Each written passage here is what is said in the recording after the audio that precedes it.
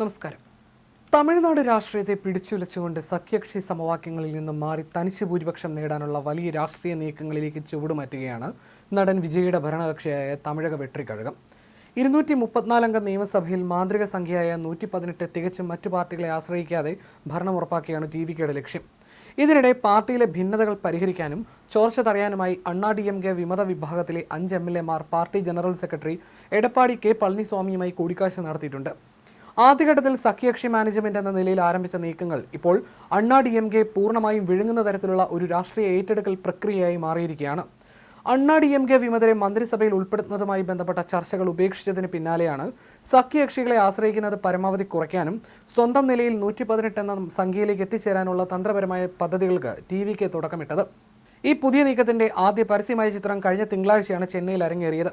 പെരുന്തുറയിൽ നിന്നുള്ള S. ജയകുമാർ, മധുരാന്തകം മണ്ഡലത്തിൽ നിന്നുള്ള K. മരകതം കുമാരവേൽ, ധാരാപുരം മണ്ഡലത്തിൽ നിന്നുള്ള P. സത്യഭാമ എന്നീ 3 അണ്ണാ DMK MLA-മാർ ഒന്നിച്ച് നിയമസഭാ അംഗത്വം രാജിവെക്കുകയായിരുന്നു. തൊട്ടു പിന്നാലെ മുതിർന്ന TVK നേതാവും മന്ത്രിയുമായ ആദവ് അർജുനുമായി കൂടിക്കാഴ്ച നടത്തിയ ഇവർ ഭരണകക്ഷിയിൽ ഔദ്യോഗികമായി ചേർന്നു. നിയമസഭയിൽ നിന്ന് രാജിവെച്ച ഇവർ വരാനിരിക്കുന്ന ഉപതെരഞ്ഞെടുപ്പുകളിൽ വിജയുടെ വിസിൽ ചിഹ്നത്തിൽ വീണ്ടും മത്സരിക്കാനാണ് ഒരുങ്ങുന്നത്. തമിഴ്നാടിന്റെ രാഷ്ട്രീയ വൃത്തങ്ങളിൽ ഈ രഹസ്യ നീക്കത്തിനിട്ടിരിക്കുന്ന പേര് ഓപ്പറേഷൻ L എന്നാണ്. ലോട്ടറി ലീമ റോസ് മാർട്ടിൻ അല്ലെങ്കിൽ പാർട്ടി വിട്ടുപോകൽ എന്നർത്ഥം വരുന്ന ലീവ് എന്ന വാക്കുകളെ കോർത്തിണക്കിയാണ് അണ്ണാ DMK കേന്ദ്രങ്ങൾ ഈ നീക്കത്തെ പരിഹാസത്തോടെയും ആശങ്കയോടെയും വിശേഷിപ്പിക്കുന്നത്. ലോട്ടറി രാജാവ് സാന്റിയാഗോ മാർട്ടിന്റെ മരുമകനും TVKയിലെ ശക്തനുമായ ആദവ് അർജുനയുടെ സാമ്പത്തിക ശൃംഖലയെയും TVK സഖ്യത്തെ അനുകൂലിക്കുന്ന അണ്ണാ DMK MLA-യും മാർട്ടിന്റെ ഭാര്യയുമായ ലീമ റോസ് മാർട്ടിനെ ലക്ഷ്യം വെച്ചാണ് ഈ പേര് വന്നത്. ഒപ്പം അണ്ണാ DMKയുടെ ഇരട്ടയില ചിഹ്നത്തിലെ ഇലകൾ ഓരോന്നായി കൊഴിഞ്ഞു പോവുകയാണെന്ന രാഷ്ട്രീയ അർത്ഥവും ഇതിനുണ്ട്. താൻ വിജയിച്ച 2 സീറ്റുകളിൽ ഒന്നായ ത്രിച്ചി ഈസ്റ്റ് ഒഴിഞ്ഞതിനെ തുടർന്ന് നിലവിൽ TVKയ്ക്ക് 107 MLA-മാരുടെ സ്വന്തം ശക്തിയുണ്ട്.